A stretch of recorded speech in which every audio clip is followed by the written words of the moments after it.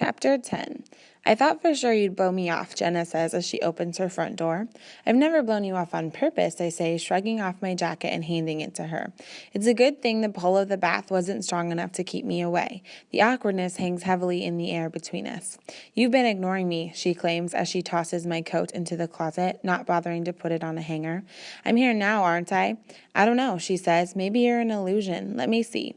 She reaches out and pinches my arm, hard. Ouch, I yelp, pulling away. Okay, you're real. Dad's making pancakes. Are you hungry? Starved, I say, rubbing my arm. Then I need to do some research on your computer, okay? She stops outside the kitchen. It's not about the whole colors thing, right? No, it's not, I answer defensively. It's for my history project. I just don't want to fight with Zach over the computer. Okay, then, she says. In the kitchen, Mr. Davis is flipping his special blueberry pancakes. I stop short when I see an unfamiliar woman sitting at the table. I know it can't be a relative because I've met them all. Mia, Jenna says in a formal voice. This is Rebecca, a friend of my father's. I try not to show my surprise. Nice to meet you, I say stiffly. Same here, Rebecca replies in a throaty voice. I think it's supposed to sound sexy, but it just sounds like she's all stuffed up. And who wears a full face of makeup on a Sunday morning? She must be the giver of the purple mini backpack. No one says anything after that. Jenna's dad breaks the silence with, So Mia, ready for my world-famous flapjacks? Sure, I answer, choosing a seat across from Rebecca. I keep glancing at Jenna, but she's shoveling forkfuls of pancakes into her mouth, as if she hasn't eaten in a week. We haven't seen you around here in a while, Mia, she says, neatly sliding a pancake from the frying pan onto my plate. Got a new boyfriend? Dad, Jenna moans. No, I vehemently deny. Rebecca smiles a little half-smile that suggests she thinks I'm lying, and I decide I definitely don't like her. I know, he says, joining us at the table. You were recruited by the CIA and have been out of the country on a secret mission.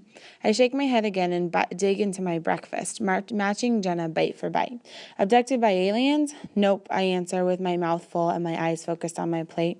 I'm just teasing you, he says finally. I know what you've been doing. Jenna told me a few weeks ago. Oh, I say, looking at Jenna. She keeps eating. She's going to choke if she doesn't slow down. We continue eating in silence for a minute until Rebecca asks us what we're planning on doing today. I'm about to answer her when Jenna hops up from the table and says, Nothing special. Come on, Mia, let's go. Mr. Davis and Rebecca share a look. Jenna's halfway out of the kitchen before I can catch up with her. That was rude, I whisper as we climb the stairs to her room. So what, she says. Sundays are supposed to be family time. You being considered family, of course. She shouldn't come over on a Sunday morning. She's the rude one, if you ask me. We lie down on Jenna's bed and she changes the subject. So what's been going on with you lately? You're in your own world most of the time. I'm about to point out that all she seems to care about lately is her party. But I don't want to fight again. If she really wants to know what's going on with me, then I'm going to tell her. The floodgates open. I tell her about Adam's emails and the whole acupuncture thing. I even tell her about my baths and about the upcoming meeting. She listens patiently, but stares at the ceiling the whole time. After a while, she says, Wow, you've been really busy. So what do you think? I ask, leaning up on my elbow. Isn't it cool? Yeah, it sounds cool. I still don't really understand it, though. Right, I say, pulling at the loose strings on her flowered comforter. Sorry. Do you think it's something I could learn? She asks, moving her pillow so she can sit up. I remember things really well. I'm sure I can memorize the color of each letter. It doesn't work that way, I tell her, trying to keep my voice even. It's something you're born with. So you were born with it and I wasn't. After a long pause, she asks, When is this big meeting you're going to? The weekend after Thanksgiving. She jumps off the bed, but my party's that Saturday night. I know, I say quickly, hoping she couldn't tell I had actually forgotten. Maybe I am a bad friend. The meeting will be over in the afternoon. I'll be back with plenty of time. And you'll help me set up? Of course. She hands me a pen and paper from her desk. Good, let's work on the list. I have only written down 6 names when Jenna's father knocks on the door and asks her to come downstairs. Why? She calls out. It will only take a minute, he says firmly. She grunts and takes her time getting to the door. I move over to her computer desk and log onto the internet. A whole list of references pop up for EBO, and I print them out to look at later. Homework on a Sunday should be illegal. Jenna comes back in and slams the door behind her. Uh-oh, I say. Before those last few months, I'd never seen Jenna get mad. Even when her mom died, she seemed really sad, not angry. I would have been so angry at the world, but that's just not Jenna's personality. At least it didn't used to be. You have to be nicer to Rebecca, Jenna says, imitating her dad's voice. Rebecca feels bad you don't like her, she continues. Like I care how Rebecca feels. She falls back onto the bed, and tears of frustration slide down her cheeks. I sit next to her and stroke her arm. Why haven't you told me about her? I ask. How long has she been around? Jenna sniffles. About 6 weeks, I guess. I didn't tell you because I kept hoping she'd go away. Things were fine without her. This is just his first girlfriend, I point out. It doesn't mean he's going to marry her. He better not, she says, sounding horrified. I pick up the birthday list. Let's keep going. Do you want to invite the girl from your gym class who refuses to wear her gym uniform because she thinks it's un-American? I don't care, she says in a flat tone, but you like her. I don't care about the stupid party, she snaps, grabbing the paper from me and tossing it in the air. Maybe you should just go home. Why? I want to be alone. Are you sure? I ask. We could go on a PIC mission and melt all the makeup in Rebecca's pocketbook. The stovetop's probably still warm enough. Tempting, but not today, she replies, holding her bedroom door open for me. I grab my computer printouts and hurry after her. She already has my jacket in her hand by the time I reach the bottom of the stairs. The first time in weeks I go to see her, and she throws me out. I'll see you at the bus stop tomorrow? Okay, Jenna. She nods miserably and closes the door behind me. Before I get more than a step away, Jenna opens the door again. Wait, she says, do you think your mom could give me my mother's birthday present early this year? She looks so small and sad standing in the big wooden doorway. I just want to give her a hug and tell her everything will be all right. I'll ask her, I promise. You know what, she says, don't bother. Are you sure? Yes, she says, and closes the door for good this time. I stand there for a moment longer and then walk home slowly. Everyone is out when I get home, and the house seems very quiet. At least I can't fight with anyone if I'm all alone. I settle into Mom's office and look up the Igbo references on the internet.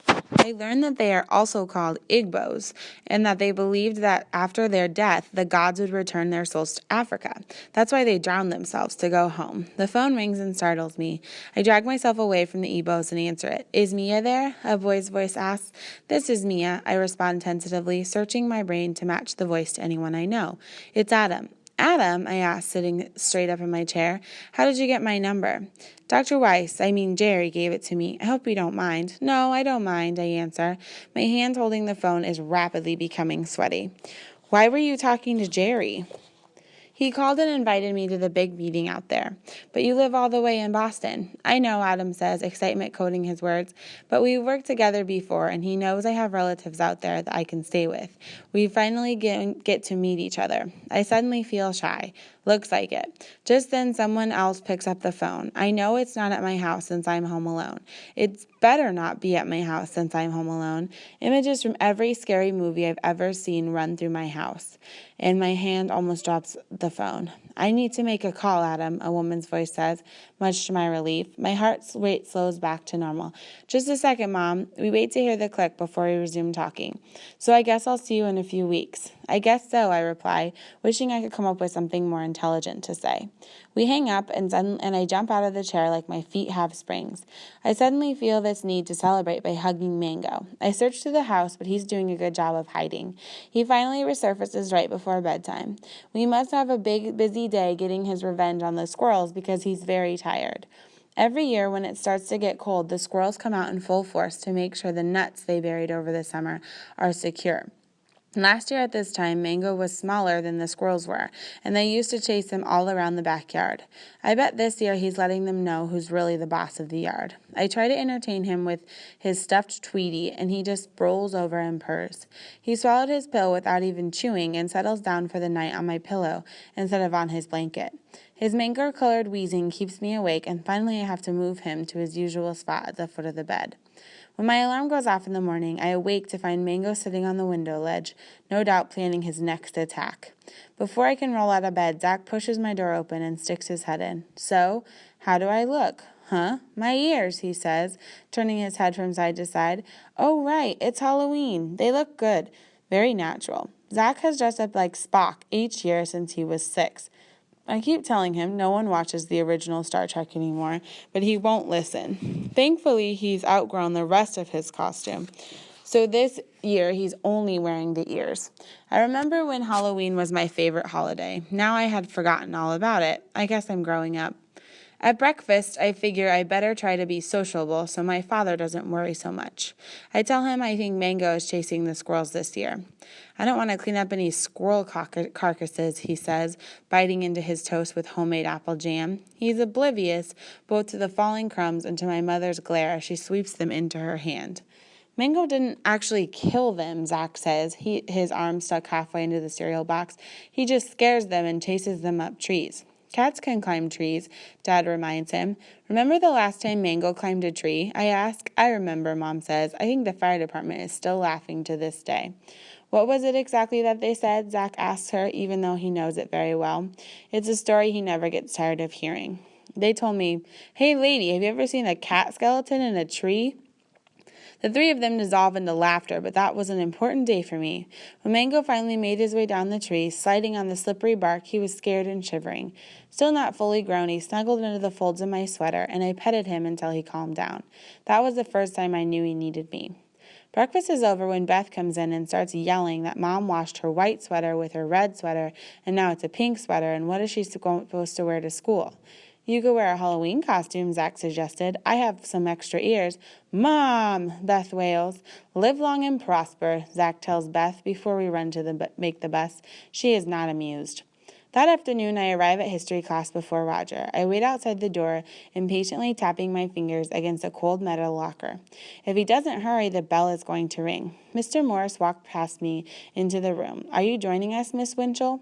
I have no choice but to follow her in. Just as the bell rings, Roger ducks into the door and slips into his seat. I stare at the back of his head, willing him to turn around. He's too far away from me to whisper to him, and the last time someone was caught passing a note, Mrs. Morris tacked it up on the bulletin board. After the longest 52 minutes I can remember, I corner Roger at his desk before he can even stand up. I'm about to pounce when he holds up his hand to stop me. Before you ask, the answer is yes. My mother set up the appointment for after school on Wednesday. She's going to call your mother tonight. Oh, she is? I say nonchalantly. That's okay, right? He asks as we leave the room together. She does know about this, doesn't she? Of course she knows, I reply. Well, she kind of knows. Then, okay, no, she doesn't know. Why haven't you told her? Because she doesn't believe in acupuncture. Roger looks at me sideways as we walk down the hall. Why haven't you really told her? I stop walking. Listen, you said if it was private, I didn't have to talk about it, remember? Can't you just tell your mother I have permission? I guess so, Roger says, clearly not pleased. But how are you going to pay for it then? I hadn't thought of that. I have some money saved, I tell him, from allowance and odd jobs and stuff. Okay, he says, if it's that important to you. It is, I tell him, as forcefully as I can muster. I'm about to thank him, but he hobbles off before I get a chance. We have another test in math class today. I suppose I could try to use the methods Samantha taught me, but it seems more trouble than it's worth. After all, I've already prepared with the markers, and it hardly feels like cheating anymore. I use the bottom of my sneaker this time because I'm not wearing jeans today. When I get home, Mom is setting up her telescope in the front yard. There's some big planetary alignment thing tonight that she's been talking about for weeks. I intend to stay on her good side for a while. Then maybe she won't ask me why I'm not coming home after school on Wednesday. Mia, I'm hoping you'll get dinner ready for tonight so I can work out here. I already made some salad. You'll just have to put up the pasta. Sure, Mom, I say, no problem. I step out around her and head to the front door. Oh, Mia, she says, her back to me. How was the math test today? I stop with my hand on the doorknob. It was good, I tell her, holding my breath. Great, she says. I'm proud of you. I wait until the door is shut behind me to breathe again. My plan is to lie low for the rest of the afternoon. Since Mom is outside, she won't need me to hand out candy to the trick-or-treaters. I work on my EBO report and peek out the window at all the little witches and firemen and birds and monsters. They have no idea how complicated life can be. At 6 o'clock, I make dinner. Nobody thanks me. They all eat in a hurry, then go outside to watch Mom watch the stars. No one helps me clean up. I wring out the sponge over the sink and keep repeating one thought in my head. Wednesday cannot come fast enough. Roger lives near the school, and on Tuesday, the four of us walk to his house together. Roger leads us into the kitchen and tells us to set up camp at the round wooden table. Oh, you have a dog? Laura asks, almost tripping over a big silver doggy bowl. Right next to it is a squeaky toy the shape of a steak. Because I'm allergic to animals with fur, I get hives all over my arms and legs. Roger slowly closes the refrigerator and sets down 4 cans of soda. He shakes his head. No, we don't have a dog, so you don't have to worry. Laura glances at the bowl on the floor and then looks questioningly at me. I guess Roger's family isn't ready to let go yet. I can't meet Roger's eyes until the meeting is half over. After a while, no one has anything left to say about Ebos, so we move into the den and watch videos. Beth picks me up at 5 o'clock. Her friend Courtney is with her, so I have to sit in the back. The 2 of them ignore me and blabber on about what they're going to wear to the junior prom, which is something like 7 whole months away. I'm glad they're not talking to me, so I don't have to pretend to care about their dresses. For dinner, we have the leftovers from the meal I cooked yesterday, and again, nobody thanks me. I'm already out of my seat when the final school bell rings on Wednesday. Roger is waiting for me by my locker as planned, looking uncomfortable. I toss my books inside and grab my backpack. He has told me to wear comfortable clothes, so I'm wearing the loosest pajamas and sweater I can find. I feel like I'm in my pajamas. I climb into the Carsons minivan and notice that it still smells faintly of dog. Roger and I don't say much on the way to the acupuncturist, which is fine because Mrs. Carson talks enough for everyone. All that's required of me is the occasional oh and uh-huh. She lets us in the front of the office and then goes to park. A little bell rings as we open the door, and the waiting room is very warm and inviting. I recognize the smell of vanilla incense because Beth's been burning it recently. There's a chart on the wall showing the points where the needles go in. I start to feel a little faint. I'm supposed to go right in, Roger says. You need to sit down and fill out the form. He points to the clipboard on the unoccupied front desk. Okay, I tell him, reaching for it. He heads into one of the open office doors, and I remain standing in the middle of the room. You all right? He asks, turning slightly. Uh-huh, I reply. I'm fine. It doesn't hurt, he says. You don't have to worry. I'm not worried. Then why haven't you moved from that spot? No reason. Just then the doctor comes out from the back and ushers Roger into the room. She is around 60 years old and looks a lot like my last memory of Grams. This makes me feel a little better. After all, Grams would never hurt me.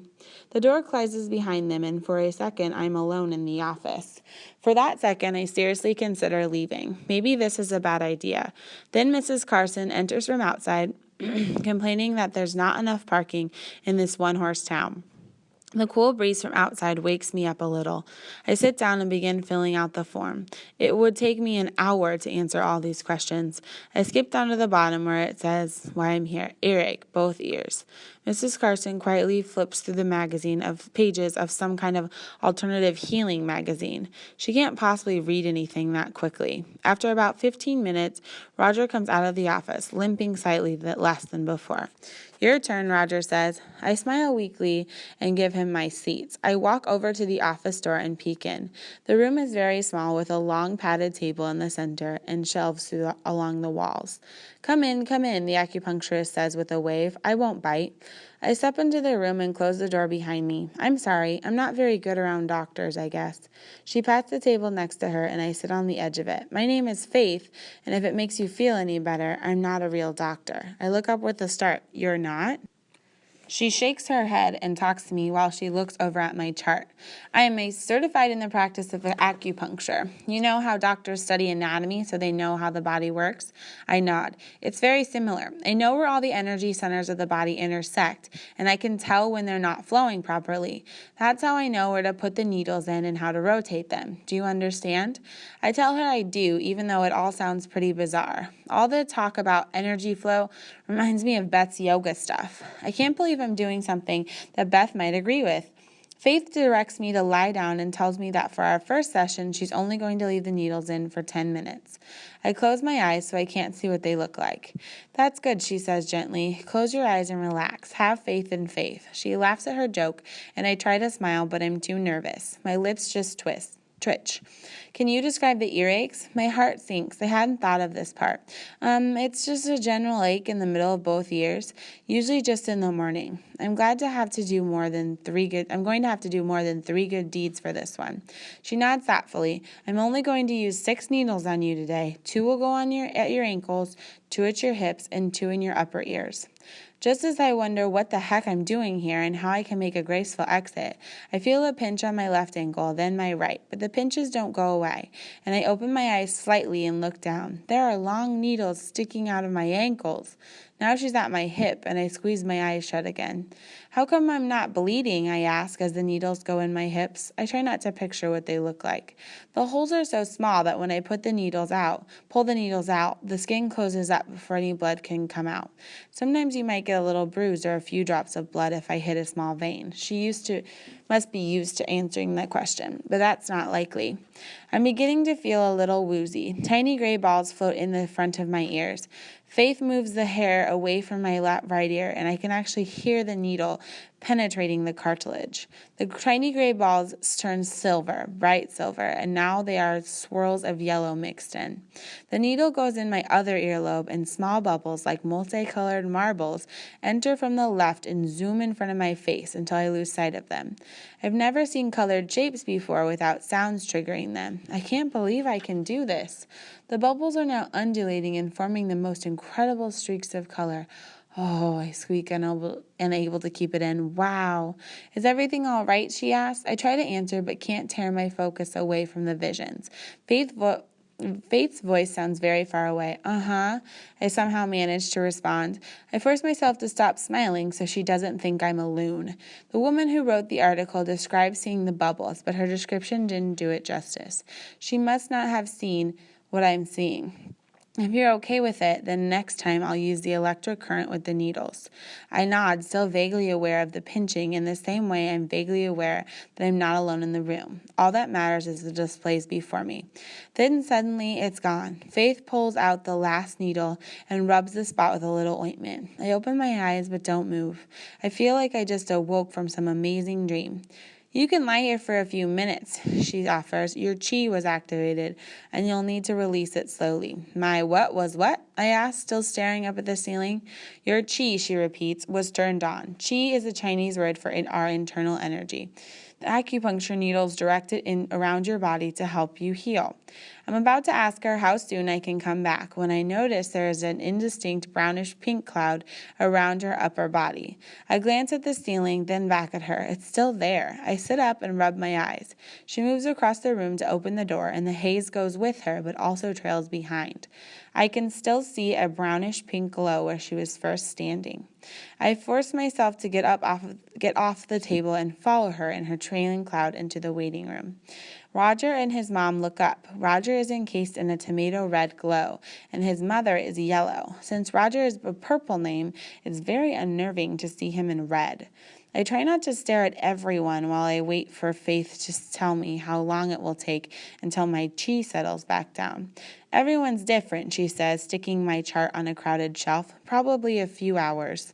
Roger joins me at the desk, and we schedule our appointments for next week. I can't help watching the red haze swirl slightly around his head. Tiny tendrils float away from him as he talks to me. As we walk to the car, I look closely at the people passing us. Everyone has their own misty aura around them. Some people's auras are very active, with tendrils and balls shooting off of them and landing on other people. How are those people doing that? How come nobody notices this? My legs feel like rubber, and I'm on the verge of totally freaking out. In the confined space of the car, the clouds are brighter. They seem to fill all the available space. From the passenger seat, Roger asked me what I thought of my session. His voice sounds muffled, as if it's buried under layers of red. It was amazing, I tell him, my voice cracking. Thank you so much for bringing me. It was amazing, he asked, not hiding the surprise from his voice. Oops, it was fine. I lower my voice to a whisper. Roger, did you see anything afterward? In the air? No, he says, like what? So it's just me after all. Never mind. Thanks again for bringing me. No problem. He turns to face the window. I can see the reflection of the glass that he's blushing. His clouds grow brighter and shimmers for a few seconds. I stare in awe as a long tendril winds itself off of him, lands on my shoulder, and instantly disappears into my own green haze. I look down at myself. My own green haze? I have it too. I hadn't thought of that. A feeling of jubilation spreads through me. I am now seeing invisible things. Beth's friend Brent's new red sports car is in our driveway, so Mrs. Carson lets me off at the curb. Most people who live out here have trucks since some of these roads can be pretty bumpy. Maybe Brent thinks a sports car matches his soap opera name. Beth can't stop talking about the car, even though she and Brent are just friends. I thank both Mrs. Carson and Roger again, profusely, and practically skip across the lawn. Beth and Brent walk out the front door while I'm still a few yards away. I duck behind the big oak tree and watch them. Beth's yellowish brown glow is very similar to Brent's golden brown one. Brent says something to Beth in a teasing voice, and her colors glow even brighter and do a shimmering little dance like Roger's had done in the car. I couldn't tell what Brent said, but Beth must have liked it. Tiny tendrils break off from her color cloud and blend with his. My heart beats faster as I watch them. I feel like I'm watching a science fiction movie. I get the real feeling that Beth and Brent are most definitely more than friends. They get into Brent's car and pull away, never noticing me. I'm happy for her. I'm happy for everyone and everything. All the creatures on this planet. Adam is never going to believe this. I skip into the house feeling like I'm magic. I step right over Zach, who's sitting in the hallway, surrounded by his ever-expanding comic collection. His silver cloud twinkles happily. Mango slides across the freshly waxed front hallway and leaves a mango-colored streak behind him. A wonderful, magical mango streak that fills my heart to bursting.